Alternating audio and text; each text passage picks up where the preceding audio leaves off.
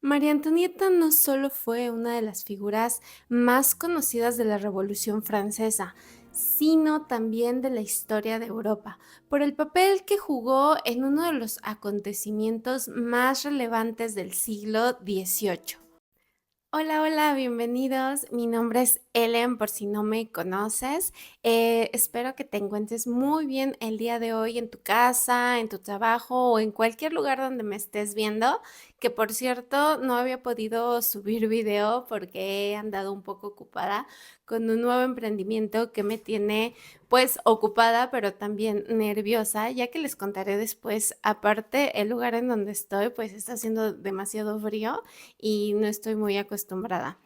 Entonces estoy sufriendo, pero bueno, ya que me desahogué, les platico que en esta ocasión pues vamos a hablar de este tema de la historia que creo que es muy popular. Se trata de la vida de María Antonieta y por supuesto su trágico final que realmente fue muy devastador o al menos investigando de verdad que me entristeció cómo acabó su vida y la de su familia lejos de si fue buena reina o no fue, no fue buena reina, ya ustedes juzgarán.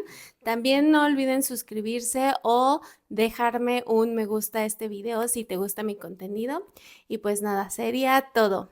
Comencemos. María Antonieta nació en Viena el 2 de noviembre de 1755. Su madre era la reina María Teresa de Habsburgo y era su decimoquinto hijo. Y tras un parto muy difícil que duró prácticamente todo el día, nació una niña que fue nombrada con el nombre de María Antonieta Josefa Juana, más conocida como María Antonieta. La madre de María Antonieta tenía 38 años y era una gran soberana que dirigía con mano de hierro el gran imperio austriaco y apenas pues se ocupaba de su pequeña, ya que de hecho odiaba perder el tiempo y solo vivía para sus deberes y obligaciones. María Antonieta, tiempo después, es bautizada con todos los honores por el arzobispo de Viena en la iglesia de los agustinos y la pequeña archiduquesa es confiada a un ama de cría, pues ya que en aquella época las damas de alcurnia no criaban a sus propios hijos y mucho menos la reina. Cuando María Teresa cumple 40 años, su hija pequeña tiene 17 meses, pero esta soberana está en su mayor gloria y toda su energía se volca en los asuntos de Estado, así como todas sus preocupaciones, que de hecho no son pocas, ya que Austria y Francia, tras 2 siglos de hostilidad, han firmado una alianza para enfrentarse a dos enemigos que ahora tienen en común, Prusia e Inglaterra. Este pacto entre rivales no iba a eliminar los prejuicios que habían tenido entre ambos países durante mucho tiempo, pero aquí es donde el sueño de casar a una de sus hijas con el delfín de Francia va tomando forma. La reina María Teresa la admiraban en Europa por su fortaleza y decisión, y mientras su esposo se dedicaba a cazar y disfrutar de la buena vida, ella dirigía con mano firme el destino de su imperio, pero para María Antonieta no fue fácil tener una madre tan autoritaria. Más adelante, la tranquila y despreocupada infancia de María Antonieta se vio truncada por una inesperada tragedia familiar, ya que en agosto de 1765 los emperadores viajaban a Innsbruck para asistir a la boda de su hijo, el archiduque Leopoldo. Y antes de partir, el soberano se despide de sus hijos, pero abraza con especial ternura a María Antonieta. Ella nunca olvidará esta triste despedida porque no volverá a ver a su padre, ya que el 18 de agosto el emperador fallece de un ataque de apoplejía. Tenía 56 años y deja a su esposa viuda y desconsolada. A pesar del luto y del dolor por la pérdida de su esposo, María Teresa consagrará todas sus energías para casar a sus hijas con buenos partidos. Su numerosa descendencia le asegurará alianzas políticas con todas las potencias europeas, lo que le valió el título de la suegra de Europa. Más adelante, mientras María Antonieta se sobrepone a los terribles acontecimientos que la han marcado en su vida en los últimos meses, su madre ya ha decidido su destino. Las largas y arduas negociaciones que la emperatriz inició cuando ella apenas contaba con 6 años de edad para casarla con el delfín de Francia Luis Augusto de Borbón han dado su fruto antes de lo imaginado. El rey Luis XV informa al conde y embajador de Austria en la corte de Versalles que la elegida para ocupar en un futuro el trono de Francia será María Antonieta. Y por primera vez, María Teresa pone toda su atención en su hija menor que ha cumplido 12 años, María Antonieta. Pero el problema para María Antonieta no era su belleza, sino su educación, ya que a los 12 años apenas sabe escribir. Su ortografía es mala, no siente interés por la lectura y de hecho nunca la tendrá, y sus conocimientos de historia y literatura son casi nulos. Habla algo de italiano y pronuncia a duras penas unas palabras en francés. Entonces María Teresa pone todos sus esfuerzos para hacer que su hija sea una dama instruida. En las siguientes semanas se duplican las horas de las clases de francés, de gramática y de ortografía. De hecho, desde Francia se manda a la corte vianesa a un ilustre erudito, el abad de Vermont, con el cargo oficial de preceptor de la Delfina. Durante el tiempo que pasará en Austria será su confidente y consejero. Este no solo le enseñó francés, sino también la historia de Francia y de las grandes familias nobles que ocupaban importantes cargos en la corte de Versalles. Un año más tarde, María Antonieta habla francés con bastante soltura, aunque con un ligero acento alemán. A los 12 años, la joven y despreocupada archiduquesa se enteró de que iba a ser reina de Francia. 2 meses antes de su partida, su madre trató de recuperar el tiempo perdido y mandó trasladar la cama de su hija a su propia habitación, y en la intimidad la emperatriz mantenía largas conversaciones con María Antonieta para prepararla para el alto cargo que desempeñaría. Y el 6 de junio de 1769, el embajador francés en la corte de Viena solicita de manera formal la mano de María Antonieta, de 13 años y medio, para el delfín de Francia que aún no ha cumplido los 15 años. Para el 17 de abril, María Antonieta jura sobre la Biblia su renuncia a heredar los territorios que le correspondían de Austria y a los de Lorena, así como a los derechos sucesorios. Y en la soleada mañana de la primavera del 21 de abril de 1770, María Antonieta abandona con enorme tristeza la corte de Viena. Y aunque la emperatriz María Teresa era poco dada a los sentimentalismos, al despedirse de su hija no dudó en reprimir las lágrimas. Abrazó a su hija antes de darle la bendición y con una voz temblorosa le dice: «Adiós, querida hija, una gran distancia nos separará. Nunca volverán a verse y solo se comunicarán a través de las cartas en las que la emperatriz le dará sabios consejos que la joven María Antonieta no siempre escuchará». María Antonieta atravesó toda Europa Central en su viaje desde la corte de Viena hasta Versalles.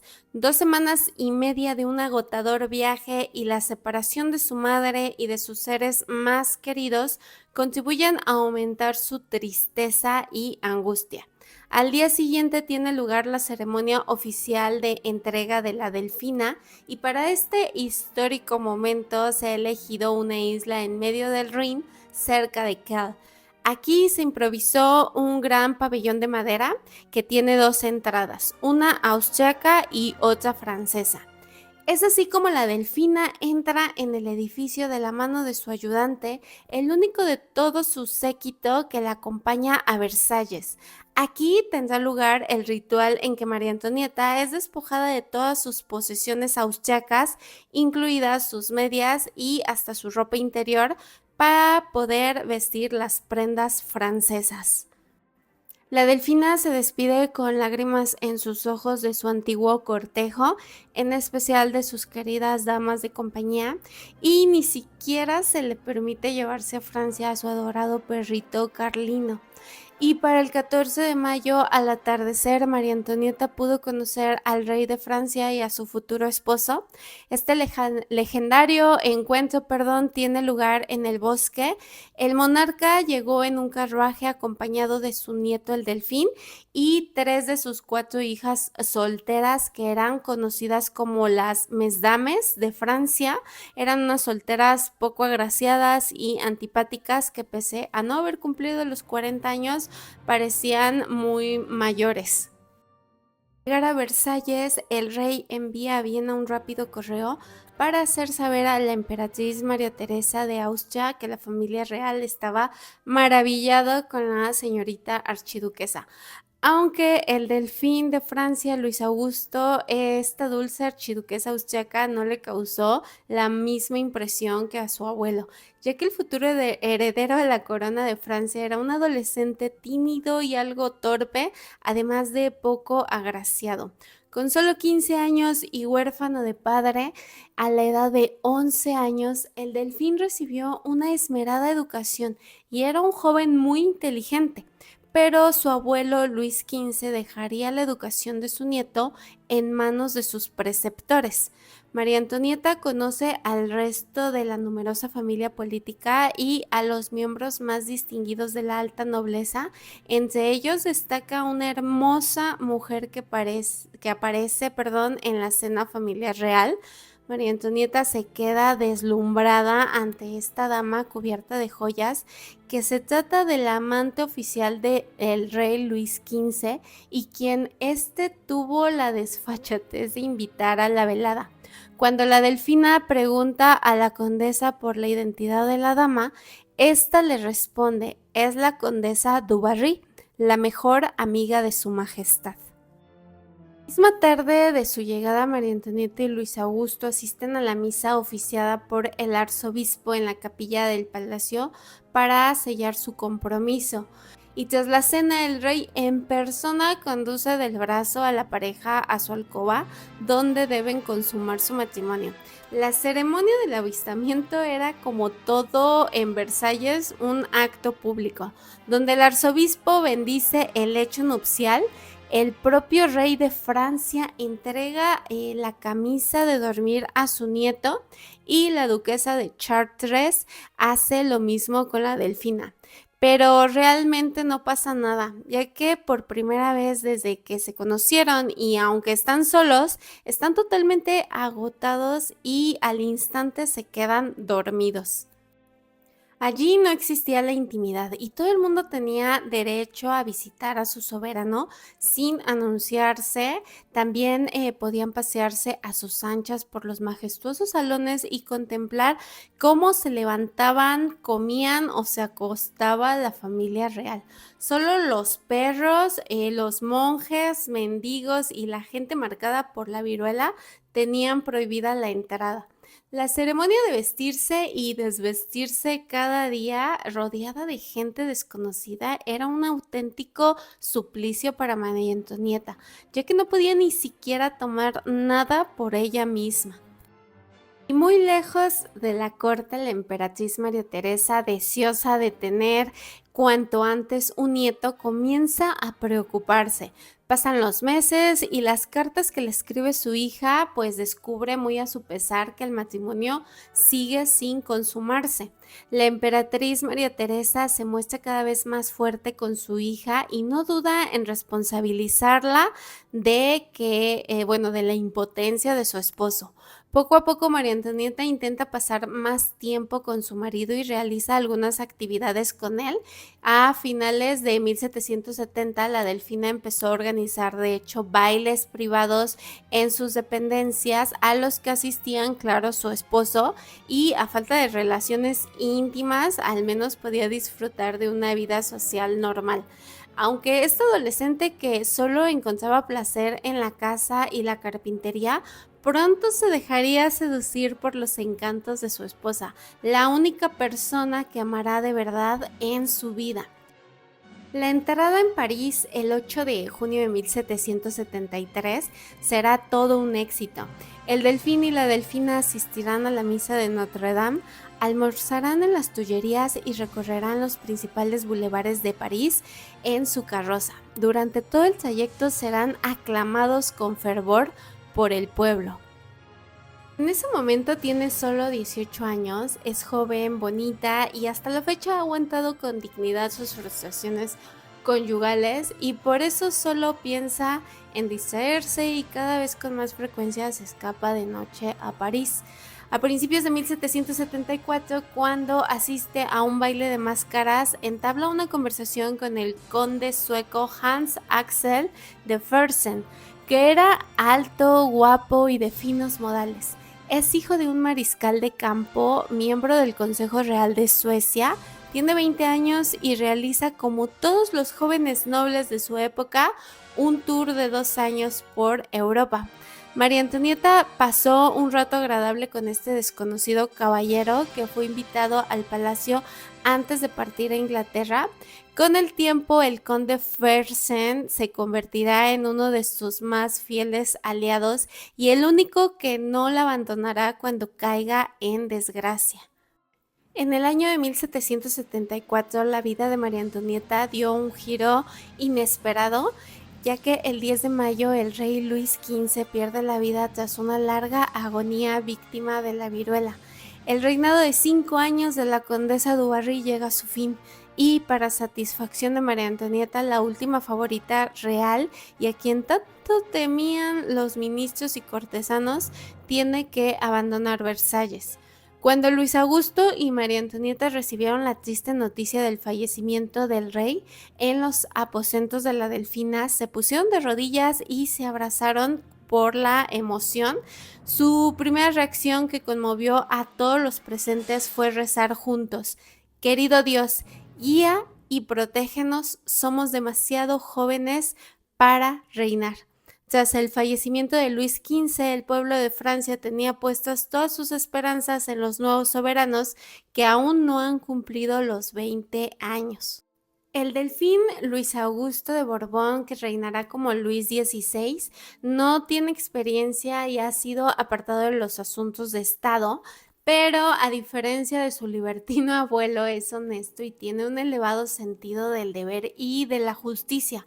Para combatir el aburrimiento y la frustración, María Antonieta se entretiene con su nueva favorita, la princesa de Lamballe, y también decorando la encantadora villa que su esposo le acaba de regalar, Le Petit Trianon. Este pabellón de estilo neoclásico situado en los jardines de Versalles, que María Antonieta decora con gran refinamiento y también diseñará un romántico jardín inglés.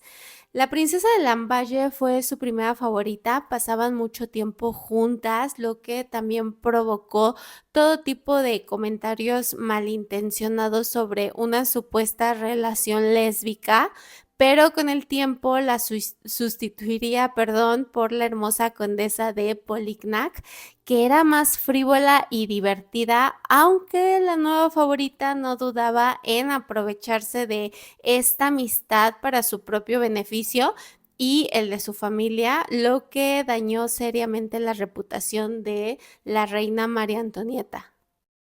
Primeros meses de reinado, María Antonieta dedicó mucho tiempo y dinero a elegir su vestuario para lucir en los actos sociales. Su presupuesto solo para vestuario asciende a 150,000 libras anuales, una cifra muy grande teniendo en cuenta que el pueblo gana 1 libra al día. De hecho, su madre María Teresa no entiende cómo su hija se pierde en estos placeres y no muestra ningún interés en conocer a su propio reino o en cómo viven sus súbditos. Pero María Antonieta se dejará llevar por una adicción a las compras y a los caros caprichos. Fue Ross quien creará para ella los más sofisticados y extravagantes modelos que imitarán todas las damas de la corte. Sus voluminosos peinados alcanzarán los 5 metros de circunferencia y nunca se había visto en Versalles peinados tan extravagantes, María Antonieta podía llevar sobre su cabeza todo un jardín inglés con sus prados, colinas y arroyos, o un navío con sus velas desplegadas y cañones. Para la consagración del rey el 11 de junio de 1775 fue una ceremonia de gran lujo. El espléndido vestido de María Antonieta bordado de piedras preciosas es un gasto menor comparado con el despilfarro de toda la coronación. María Antonieta se muestra emocionada cuando al finalizar la ceremonia se abren de par en par las puertas de la catedral y una multitud invade la nave al grito de ¡Viva el Rey! Pero por otro lado, en las calles de París se ha desatado la campaña de calumnias que atormentará a María Antonieta hasta el final de sus días. Circulan panfletos con ella que la acusan de tener amantes, de mantener relaciones lésbicas con sus favoritas o de despilfarrar el dinero público en frivolidades. Ante todas estas complicaciones, la emperatriz María Teresa anuncia la llegada a Versalles del hermano de María Antonieta, el emperador José, para intentar frenar su irremediable caída. El motivo de la visita es doble. Por una parte, el soberano desea hablar de hombre a hombre con su cuñado Luis XVI para convencerle de que se opere y pueda así consumar su unión, y por otra parte con su hermana sobre las nefastas consecuencias de sus comportamientos para el futuro de la corona de Francia. Y a los 23 años, por fin, Luis XVI, tras perderle el miedo al bisturí, ha descubierto los placeres de la intimidad y se declara inmensamente feliz. Por su parte, María Antonieta, con tan larga espera, se muestra también feliz y realizada como mujer, tal como le confirmaría a una de sus damas de compañía. Un año después de la visita de su hermano, María Antonieta escribe la carta que su madre llevaba esperando largos años, en la que le anuncia que está embarazada, renunciando al juego, a las carreras de caballos, a los bailes, y por primera vez se cuida. Pero el parto de una reina de Francia es un acto público, no lo olvidemos. Todos los miembros de la familia real, así como los más altos dignatarios y la servidumbre de los monarcas, tienen derecho a estar presentes en la alcoba. Y así más de 50 personas están en la habitación con las ventanas cerradas. Y tras 12 horas de parto, María Antonieta da a luz a una niña que será bautizada con el nombre de María Teresa. Pero mientras la recién nacida es llevada a su habitación, la reina sufre una hemorragia y se desmaya. La presión de los asistentes, el calor sofocante y el agotamiento han propiciado esto, pero el médico improvisa una sangría y consigue salvarla. Con la maternidad, la reina sufre un gran cambio, inicia una nueva vida lejos de los excesos de la corte que tanto la han perjudicado, pero los franceses no perdonan sus debilidades y su popularidad está más baja que nunca. El 3 de noviembre de 1780, María Teresa de Austria escribe la última carta a su hija que acaba de cumplir los 25 años y por primera vez no le reprocha nada y se muestra nostálgica hacia la hija que no ve desde hace 10 años. La emperatriz solo tiene 63 años, pero está muy enferma y fallece poco tiempo después en los brazos de su hijo, el emperador José.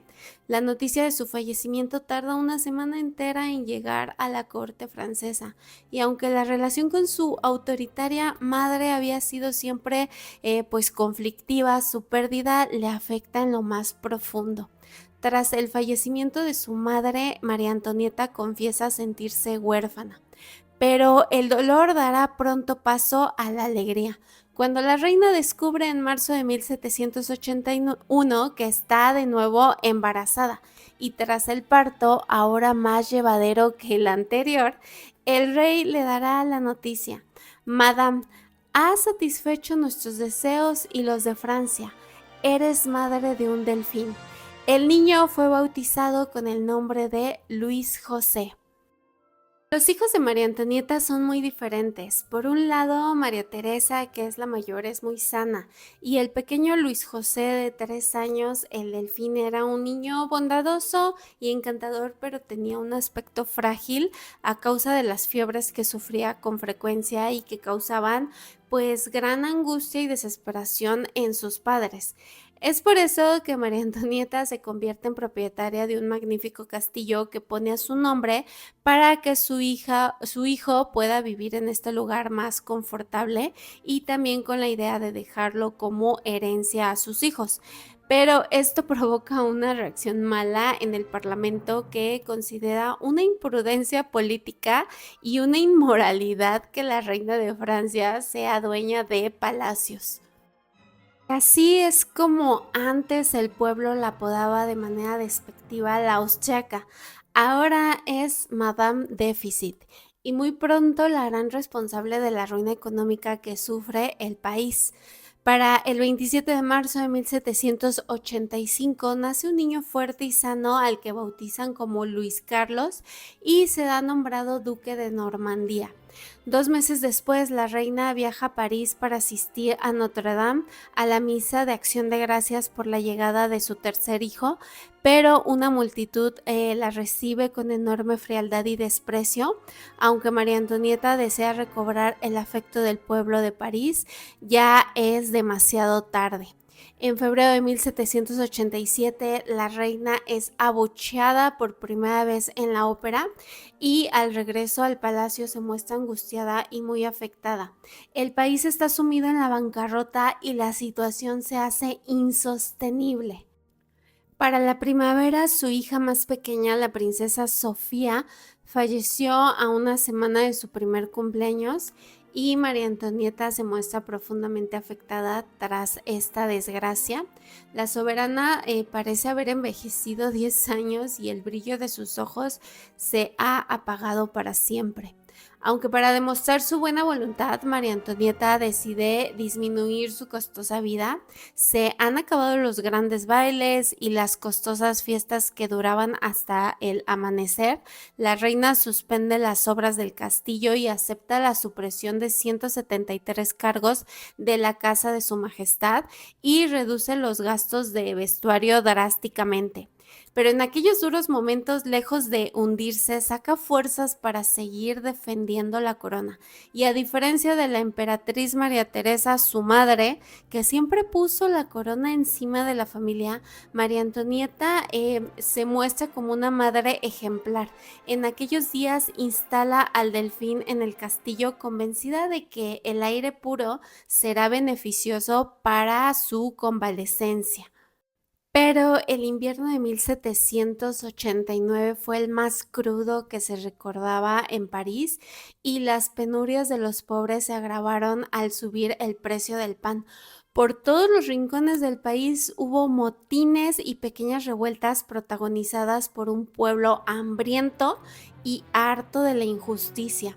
Mientras los desdichados padres temían lo peor por su hijo, pero las burlas y los versos satíricos inundan las calles de París. En estos panfletos difamatorios, el rey aparece como un borracho e impotente y la reina como una adúltera depravada. Aunque aquella multitud que tanto odia a la austriaca ignora el sufrimiento que atraviesa la reina al ver cómo el heredero pierde la vida lentamente sin que se pueda hacer nada para salvarlo. Los días siguientes serán una pesadilla para estos padres que en cuanto pueden corren al lado de su hijo que lucha con un valor asombroso. Este niño tan anhelado que tardó casi 10 años en llegar y les llenó de tanta felicidad, fallece el 4 de junio. Los soberanos completamente tristes regresan a Versalles, donde se organiza un sencillo funeral. La tristeza de la reina era aún mayor al ver la indiferencia del pueblo francés ante el fallecimiento del heredero. Al instante, su hermano menor, Luis Carlos, duque de Normandía, ahora es el nuevo delfín de Francia. Para María Antonieta, este niño y su hermana mayor son ahora su única razón de existir. El 14 de junio, María Antonieta y el rey fueron al palacio para pasar una semana de luto. Pero en su ausencia las cosas se precipitan, ya que el tercer estado autoproclama Asamblea Nacional y propone crear una nueva constitución para Francia. Este acto supone un desafío al rey, quien decide de inmediato disolver los estados generales, pero la máquina revolucionaria se ha puesto en marcha y es imparable. Luis XVI, que aún está afectado por el fallecimiento de su hijo, se ve incapaz de afrontar esta situación y se reprocha el haber sido demasiado condescendiente con el tercer estado. Y es así como la monarquía absoluta, con tantos siglos de antigüedad, tiene sus días contados.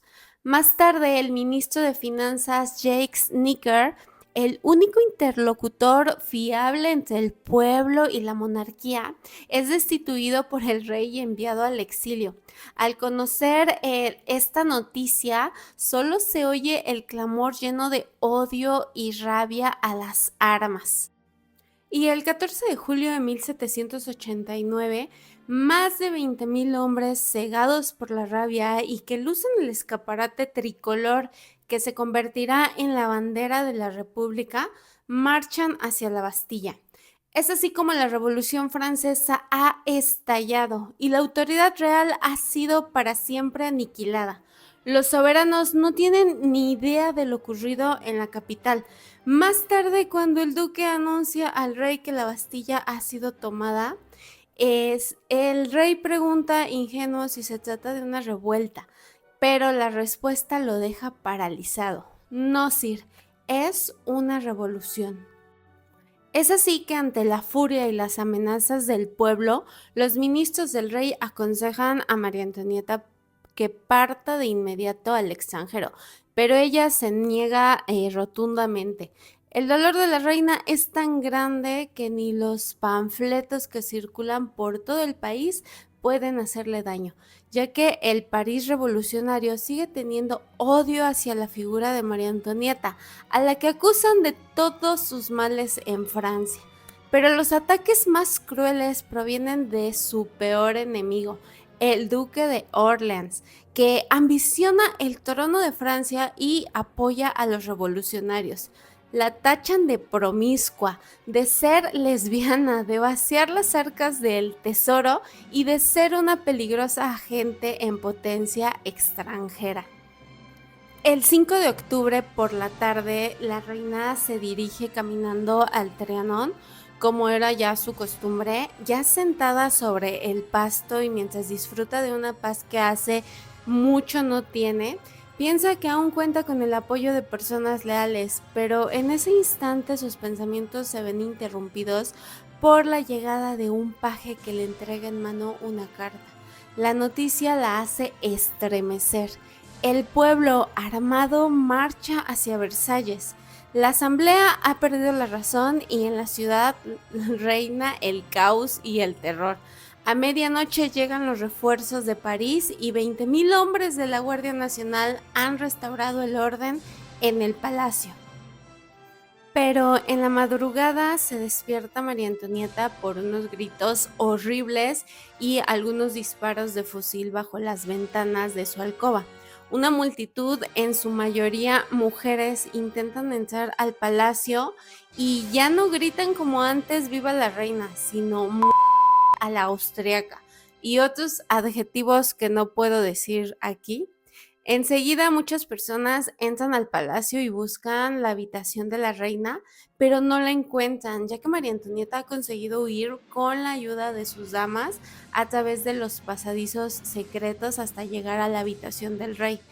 Al día siguiente, los reyes de Francia se ven obligados a abandonar para siempre el Palacio de Versalles. Este viaje durará aproximadamente 7 horas interminables entre insultos, amenazas y empujones de la muchedumbre que hacen inclusive tambalear la carroza.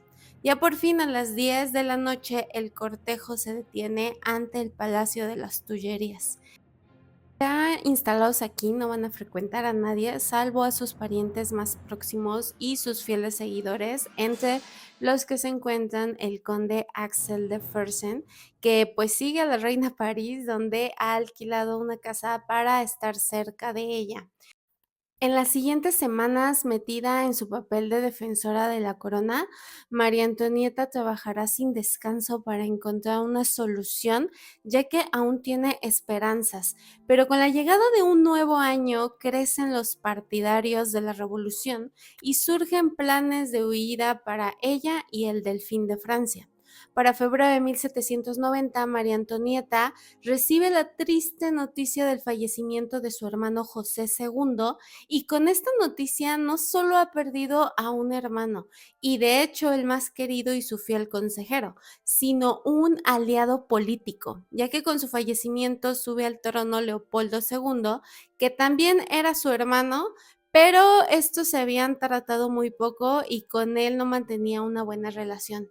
Este suceso pues deja profundamente triste a María Antonieta, ya que se siente totalmente sola en un momento tan crucial en su vida.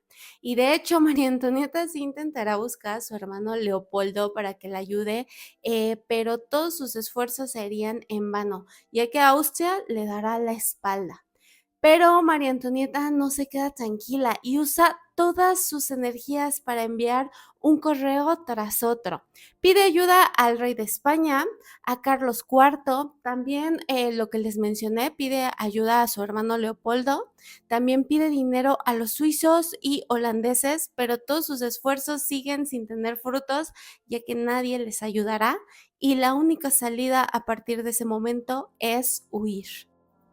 El plan que el rey aprueba consiste en dirigirse a la frontera del Imperio de los Habsburgo y allí reunirse con las tropas del general Bousgy, creo que lo pronuncié más o menos, y de hecho en ningún momento piensan refugiarse en el extranjero, sino planean quedarse en Francia para restablecer el orden y una constitución que tenga en cuenta la voluntad del rey. Tras aplazar la fecha todas las ocasiones que pueden, al final se fijará para la noche del lunes 20 de junio. María Antonieta va a preparar su equipaje, pero no tiene en cuenta que se trata de una evasión y que tendrían que pasar inadvertidos.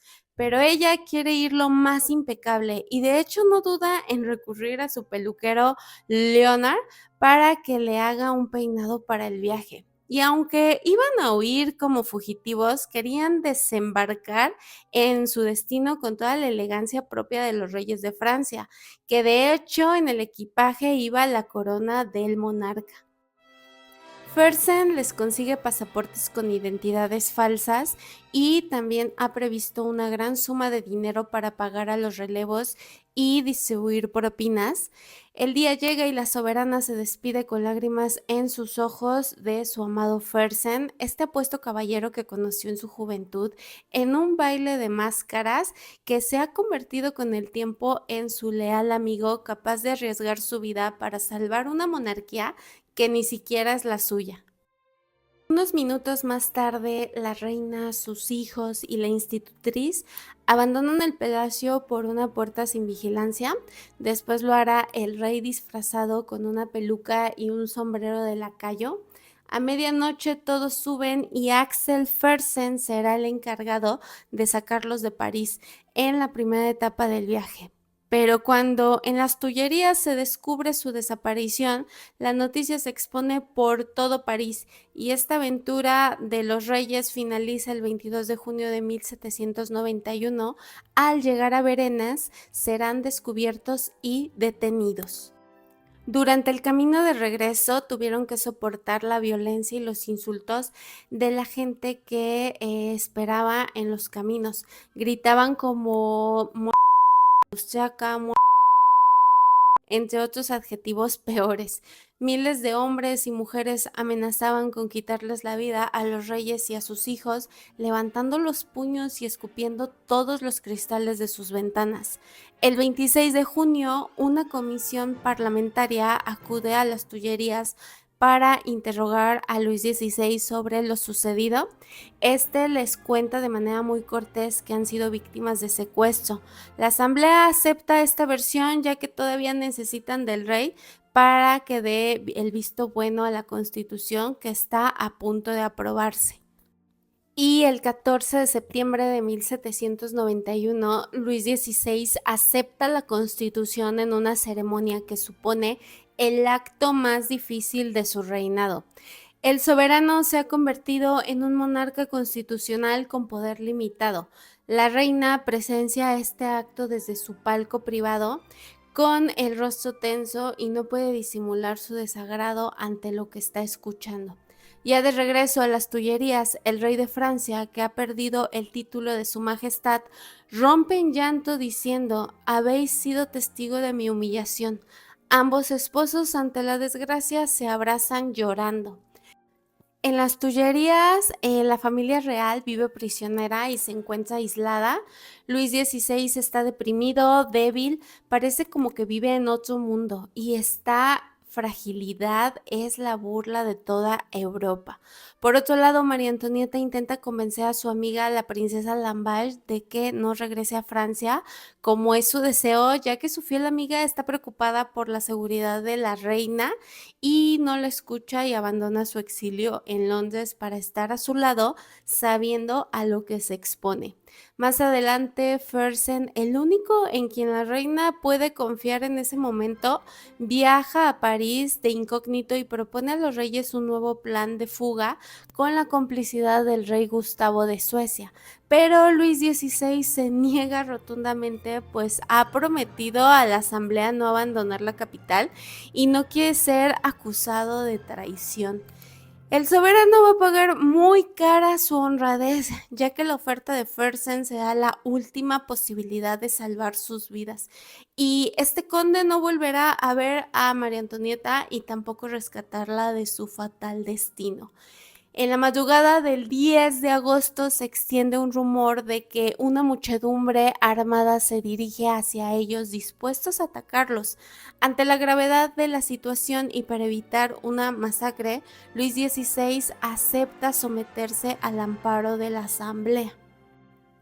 Pero lo que el rey ignora es que la asamblea, tras la huida de los diputados más conservadores, ahora está integrada únicamente por los peores enemigos de la monarquía.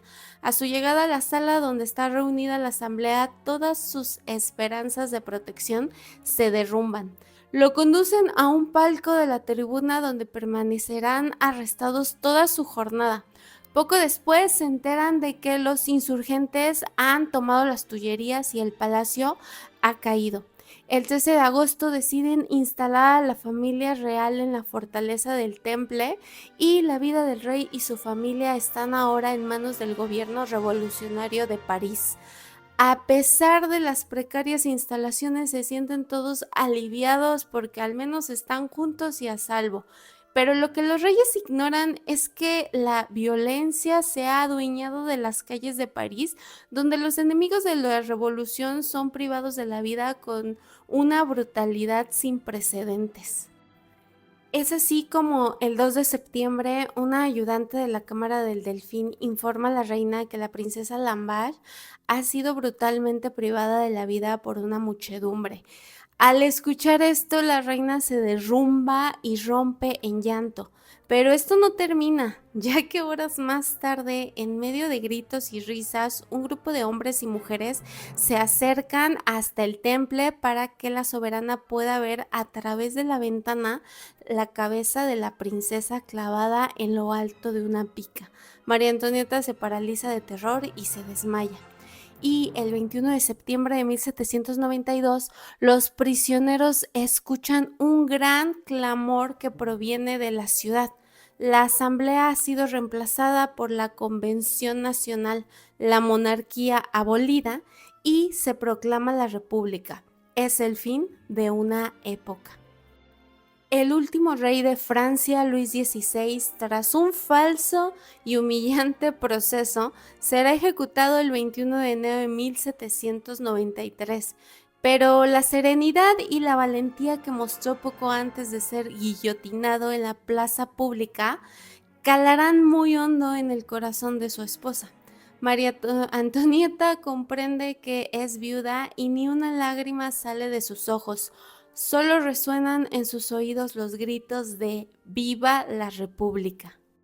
Lo único que mantiene en pie a la reina viuda es el orgullo de poder educar a su hijo, el Delfín, de 8 años, que tras el fallecimiento de su padre, pues acaba de convertirse en el futuro Luis XVII. Pero es obvio que María Antonieta todavía no ha entendido la magnitud de su destino, ya que lo siguiente que pasa es cuando unos hombres irrumpen a la fuerza sus habitaciones y la obligan a entregar de inmediato a su hijo Luis Carlos. El niño se despierta, se asusta y abraza a su madre. Pero María Antonieta se niega a separarse de él y tras una hora de lucha la reina accede a entregar a su hijo tras la amenaza de quitarle la vida al pequeño. María Antonieta no volverá a ver a su hijo menor que, al igual que ella, sufrirán un trato inhumano. El pequeño fallecerá a los 10 años de edad en una celda aislada, desnutrido y tuberculoso, creyendo lo que los revolucionarios le decían, que sus padres vivían pero ya no lo amaban. María Antonieta, acusada de haber conspirado contra Francia, se le conduce a una celda sin darle ninguna explicación. Su última morada es un lúgubre y sucio calabozo cuyos muros están cubiertos de moho. Allí pasa las horas acostada en la cama con una manta sobre las piernas y con la mirada perdida. Y durante casi 2 meses, a la espera de su juicio, permanece encerrada, aislada del exterior y sin tener noticias de sus hijos. Y el 15 de octubre, María Antonieta asiste a la gran sala de audiencia del Palacio de Justicia. Y al no disponer de ayuda legal, la reina misma se defenderá de todas las acusaciones, haciendo gala de su serenidad y una precisión en sus respuestas que de hecho impresiona al jurado.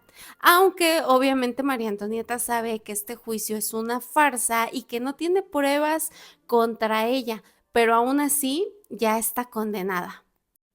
Y tras largas horas de interrogatorios y el desfile de falsos testigos, la reina recibe de manera inesperada un golpe muy bajo, ya que un periodista sin escrúpulos de nombre Hebert presenta un documento firmado por el pequeño Delfín, donde este niño, aislado de su celda y enfermo sin saberlo, que está firmando, confiesa haber mantenido relaciones incestuosas con su madre. Cuando María Antonieta finalmente escucha su sentencia y es condenada a la pena capital, apenas si se sorprende.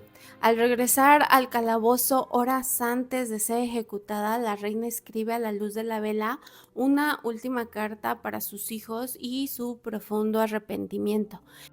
Y es así como el 16 de octubre de 1793 es el día elegido para su ejecución pública. Entra en su celda su verdugo, que encuentra a María Antonieta de rodillas al pie de su cama, desgranando las cuentas de un rosario invisible. Este le corta bruscamente con sus grandes tijeras sus largos cabellos y la soberana es trasladada al patíbulo en una mugrienta carreta de heno tirada por un caballo con las manos atadas a la espalda. Luce un cielo otoñal espléndido en París y la reina disfruta unos segundos de la luz del sol, pero aún tendrá que sufrir un último calvario al tener que desfilar en medio de una muchedumbre enfurecida que le grita y le insulta sin piedad. Pero a estas alturas María Antonieta es una sombra de sí misma, no oye ni ve nada y se enfrenta a la muerte igual valor que su esposo Luis XVI. Al llegar a la gran plaza de la Revolución, la actual Plaza de la Concordia, miles de personas estallan en aplausos y gritos. La reina, sin abandonar su porte y elegancia, sube sola con paso firme las escaleras hacia el cadalso. Ya en el estrado tropieza sin querer con su verdugo y a él le dirige sus últimas palabras. Os pido que me excuséis, señor, no lo he hecho a propósito. Y con esta última frase llegamos al final de este video. No sé ustedes, pero a mí me llena de sentimientos encontrados esta historia. Hasta se me hizo un nudo en la garganta al estar relatándola. Pero bueno, espero que les haya gustado. Lo hice con mucho cariño y si a ustedes también les gustó, no olviden suscribirse y dejarme un me gusta. Se los agradeceré muchísimo. Les deseo un excelente día donde quiera que estén viendo este video. Bye.